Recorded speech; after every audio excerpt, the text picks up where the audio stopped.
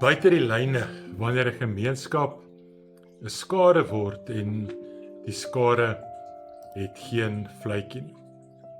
Baie welkom hier by Doringkloof familie en gemeenskap, en ons wil ook vir almal wat vandag saam met ons luister welkom sê hier by Doringkloof Familiekerk. Ons gaan vandag saam gesels en saam lees uit Handelinge 19 uit. Handelinge 19 is waar Lukas skryf van Paulus in Efesië, en dan gaan ons saam lees daarvan af vers 21, die oproer in Efese. Vers 32 is ons hoofvers dan, almal het die mekaar geskreeu en die hele vergadering was in die war. Die meeste mense het nie geweet hoekom hulle by mekaar was. 'n Vrydag aand was ek by 'n rugbywedstryd. Dit is 'n opregte Suid-Afrikaanse klipharde klap rugby wedstryd. Die mense wat self klap rugby gespeel het vroeër jare sal weet, klap rugby is nie dieselfde as skool rugby of Kruiwenweek rugby nie, of provinsiale rugby nie. Daar geld maar ander reëls in klap rugby.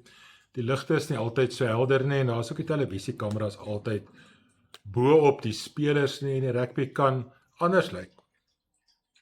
Nou, ons was Vrydag aand by so rugby wedstryd van onder 20s.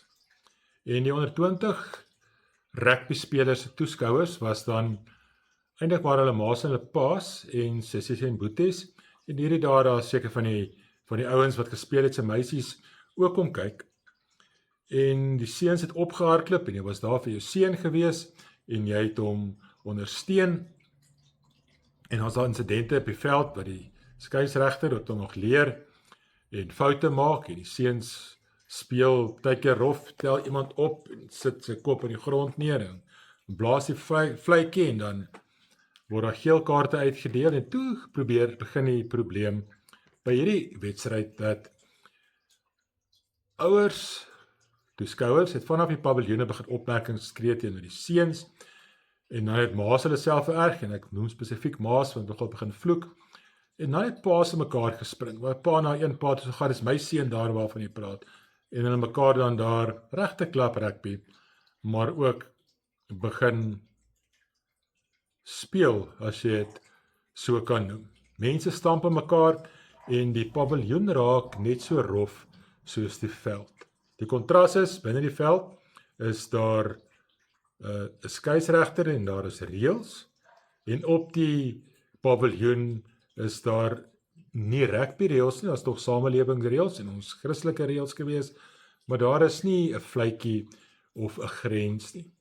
En toe dink ek so by myself, terwyl ons daar sit, dat vanaand is die seuns en die spel van rugby nie die groot probleem nie.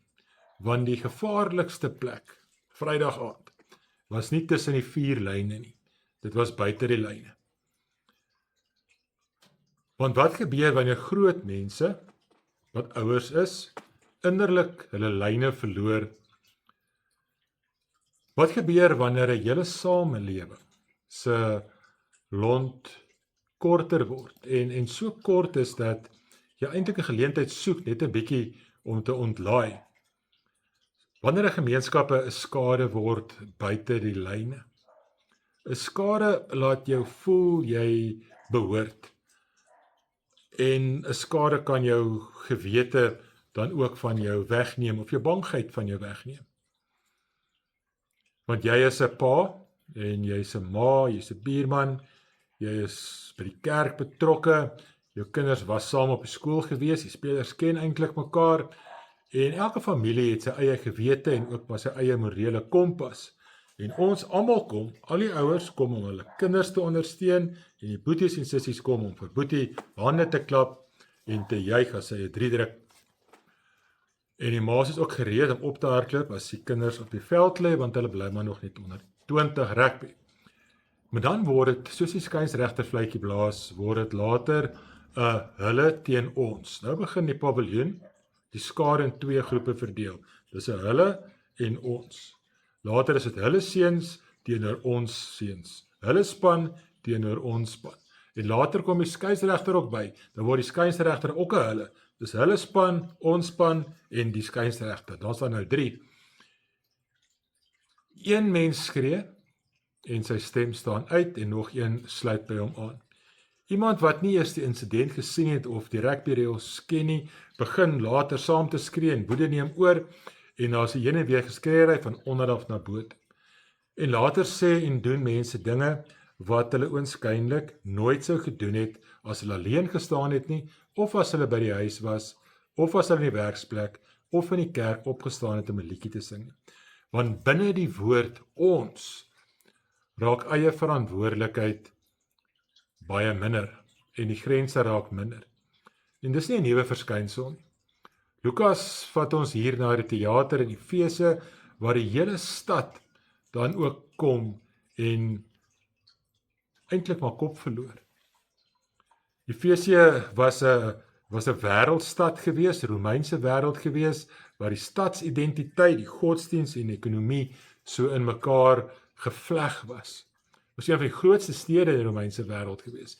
Die indrukwekkende tempel van Artemis was deel van die stad se trots gewees en die kultuur het daar plaasgevind en mense het daar by mekaar gekom en was deel van die openbare lewe.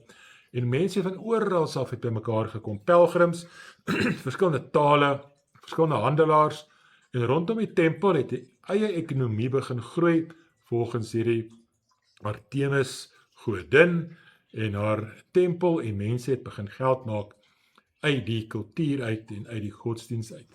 Silversmede maak silverbede van hierdie tempel van Artemis en hulle verkoop dit vir besoekers, vir aandenkings en ook gode om te aanbid.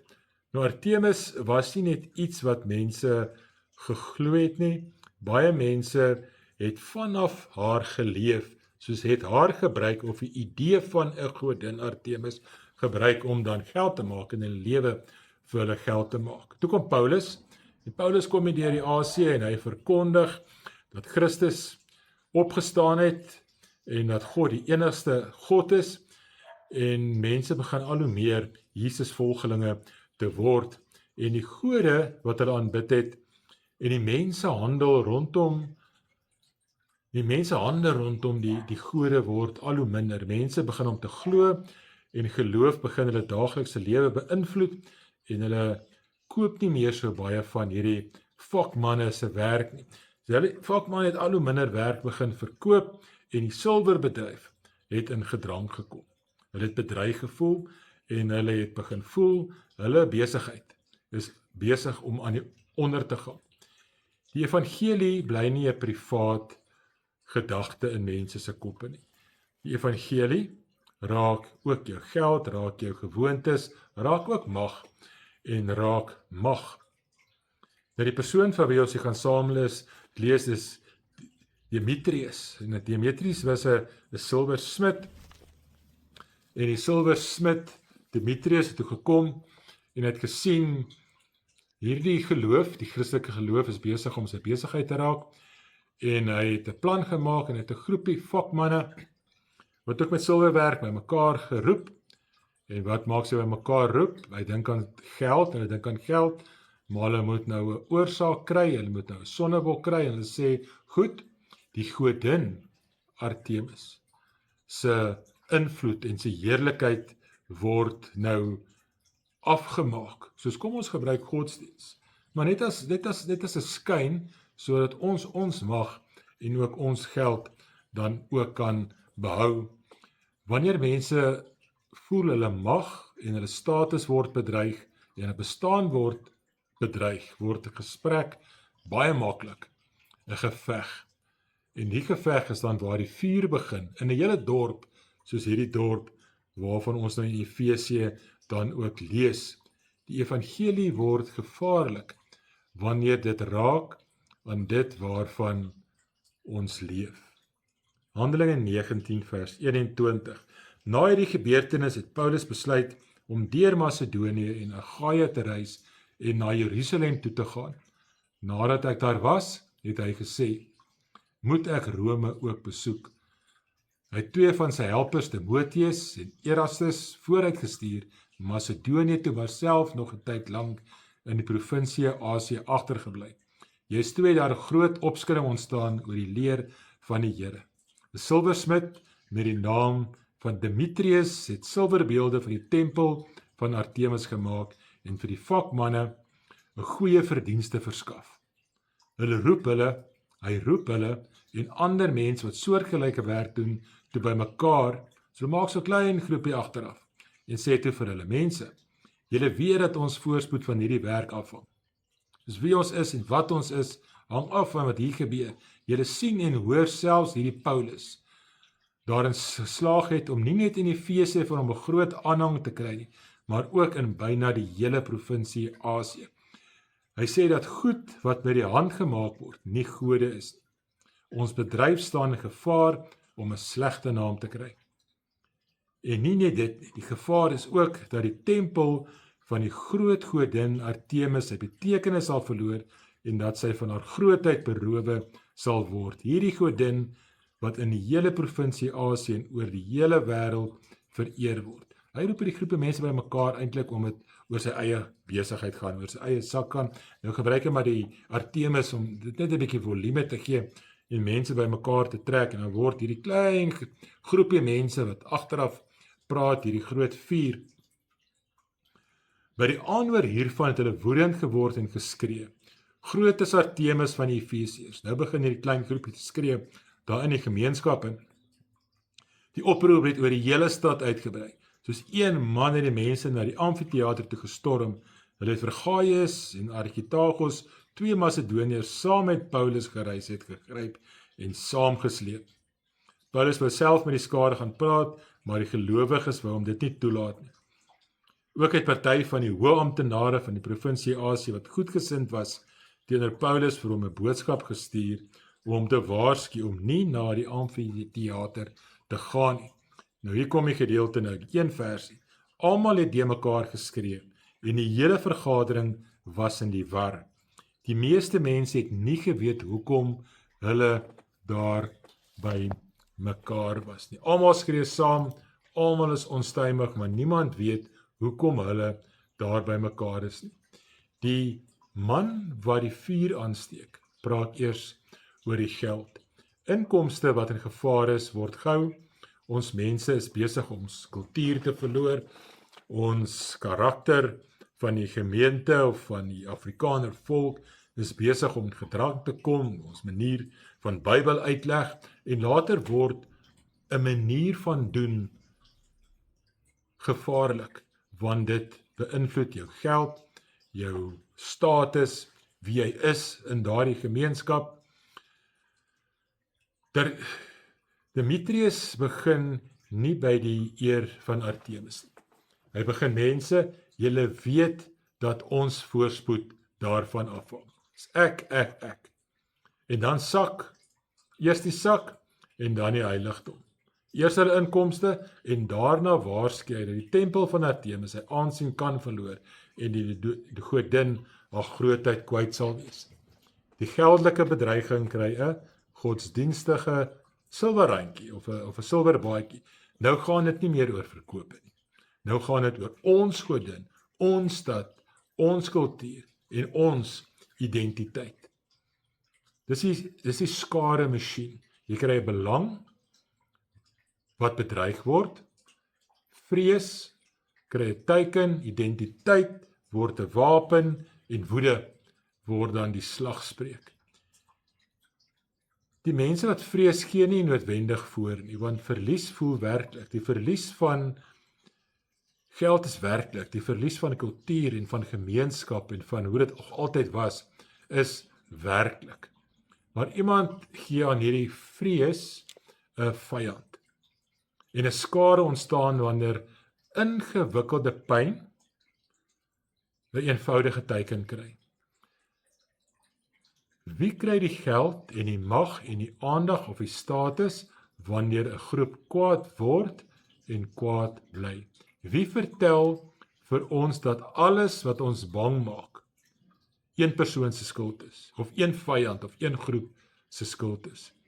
Maar natuurlik nie elke leier wat waarsku, manipuleer nie, maar hier in Handelinge en baie keer in ons gemeentes en gemeenskappe leer ons en sien ons wat gebeur as jy 'n vuur aansteek en 'n gemeenskap inblaas en wat wie dan daaruit kry. Agter baie skares is daar iemand wat iets wen as almal kwaad bly en almal saamskree en daar so groot verwarring plaasvind dat niemand eintlik meer weet wat gaan aan. En dis ons skriflesing Handelinge 19 vers 32. Hulle almal skree, die meeste mense weet nie eers hoekom hulle daar is nie. En hier kry ons dan die vergadering en byeenkoms gekom, waar Lukas het die woord gebruik, ekklesia, en ekklesia is dieselfde woord as wat Paulus gebruik vir gemeente, of wat ook in Lukas 2 van die groep mense wat saamgekom het rondom die uitstorting van die Heilige Gees en tot bekering te kom. Soos ekklesia is 'n vergadering of 'n byeenkoms, in hierdie geval nie 'n kerk nie, maar 'n verwarde volksvergadering, en die grootste deel daarvan weet nie eers hoekom hulle daar is nie. Soos Lukas se skerp diagnose, hier is geraas, het die plek van kennis ingeneem. Hulle identiteit bewys nie dat hulle verstaan nie. Hulle eenheid bewys nie dat hulle reg is nie. Omdat almal dit doen, beteken nie dis reg nie. Ek het hierdie week vir die kinders, vir die hoërskool kinders by die avontuurweek gesê, dit maak my baie kwaad as my kinders kom en sê, almal het swak gedoen in wiskunde. Ek voel niks wat almal gedoen het nie. Jy is verantwoordelik vir jou wiskundepunt. En dis wat hier gebeur. Almal begin kwaad te word vir iets. Later skree die skare byna 2 ure lank oor dieselfde woorde. 'n Slagspreuk laat almal saam klink, maar niemand leer om te luister. Dis wanneer almal staan op, dan staan ek ook op, en almal sing 'n liedjie, dan sing ek op 'n liedjie, skare gaan so op en af. Niemand wil uitstaan nie, soos Daniel en sy vriende daar in die leeukuil nie. Dis die tragedie van 'n skare. Baie stemme, baie volume, al hoe minder mense wat nog self vir hulle self wil en kan dink op daardie oomblik, of net bloot te bang is. Volume is nie waarheid nie. En stemmigheid is nie dieselfde as wysheid nie. Want 'n skare leen vir jou sy woede as jy self iets het wat begin opborrel in jou lewe en van een of ander frustrasie ontslaaw wil raak. Van individu na massa, paviljoen verantwoordelikheid. Wanneer ek in ons wegkruip, doen ek maklik wat ek alleen nie sou doen nie, want ek kry skaam. 'n Ouer wat net 'n ondersteuner is, wat net sy kind kom aanmoedig, se buurman word 'n opponent. Die persoon wat saam met hom in die kerk is, wie se kinders te mekaar speel of in dieselfde skool was, wat 2 jaar gelede vir dieselfde span geskree het, word opponente. Die skynsregter wat gekom het om die sport te geniet en sy stokperdjie te beoefen, word 'n vyand. Die kind wat rugby speel word 'n verlengstuk van my eer as ouer. Dan voel 'n beslissing teen my span soos 'n aanval op my. Nie meer iets om oor te verskil nie, maar iets wat my verneder. 'n Beslissing teen my kind is 'n beslissing teen my as individu. En die skare gee daarvoor toestemming. Een stem gaan oor die grens, ander volg, almal, want ons almal doen dit mos. En as almal dit doen, voel niemand meer ten volle verantwoordelik vir wat gebeur nie. Die skare maak dan die wêreld baie eenvoudig. Ons is reg, hulle is verkeerd. Ons is die slagoffers, hulle is die probleem. Geen storie nie, geen name nie, net kante. Ons teen hulle. Wat daardie aand op die paviljoen gebeur het, die wedstryd het nie skielik slegte mense geskep nie. Dit het nie skielik paas geskep wat net mekaar klap en maas wat gil nie. Maar die groep het aan mense toestemming gegee om 'n grens oor te steek, om oor die lyn te trap. Die vraag is daarom nie net wat het daardie persoon gedoen nie. Die vraag is ook, wat 'n soort ons het ek daardie aand geword. Nou die kerk is nie 'n gedoopte skare nie. En dit sien ons in die verskil tussen die ekklesia woord in Handelinge 2 en hier in Handelinge 19. Lukas gebruik dieselfde woord, ekklesia, vir hierdie verwarde wêreld wat gil en skree, ook elders vir gemeente waar mense in gemeentes by mekaar kom. Soos die woord self beteken 'n vergadering of byeenkoms. Die konteks wys watter soort byeenkoms dit is. Soos 'n klomp Christene in een ruimte is nie outomaties 'n Christusgemeenskap nie. Ook 'n kerk kan 'n skare wees wat 'n gedeelde vyand het wat belangriker is as Jesus, gedeelde vyand wat belangriker is as liefde, want dan hoef ek nie lief te hê nie, 'n vyand wat belangriker is, vergewensgesindheid, want dan hoef ek niemand te vergewe nie, dan is dit nie meer Christusgemeenskap nie, maar 'n gemeenskap wat by mekaar kom om eie belang en eie eer en eie mag dan ook te beskerm, soos as almal wat rugby gaan kyk daai aand Christene was, miskien was dit nie 'n Christengemeenskap nie. As almal wat kerk toe kom Christen is en daar word nie opgetree soos 'n Christengemeenskap en Jesus gevolg word, dan is dit ook nie 'n Christelike eklesia of byeenkoms nie. Kom ons kyk in Handelinge 2. Is daar baie tale word gepraat, baie mense, baie kulture se tale word gepraat, en die mense hoor dan die boodskap in hulle eie taal. Elkeen verstaan. Die Gees skep verstaan te midde van verskil. Die Gees skep verstaan te midde van verskil. In Handelinge 19, die teenoorgestelde, daar's een slagspreuk. Mense hou op om te luister. Woede skep eendersheid rondom 'n vyand. Hoe lyk 'n Christusgemeenskap op die paviljoen? Hoe behoort dit te lyk? Hoe behoort dit op die paviljoen te lyk Vrydag met klaprugby en dieselfde mense wat Sondag in die kerk sit? Ek bly 'n mens met 'n naam en met 'n gewete. Ek gee dit nie aan my kant weg ter wille van iemand anders se saak. Ek help die temperatuur daal. Ek bly my eie mens, my eie gewete.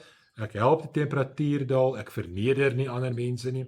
Ek val nie ander mense aan nie. Ek spreek my eie mense aan en sê ons kan dit nie doen nie. Ek beskerm die menswaardigheid van die skynsregter. Ek beskerm die menswaardigheid van die speler en van die ander ouers.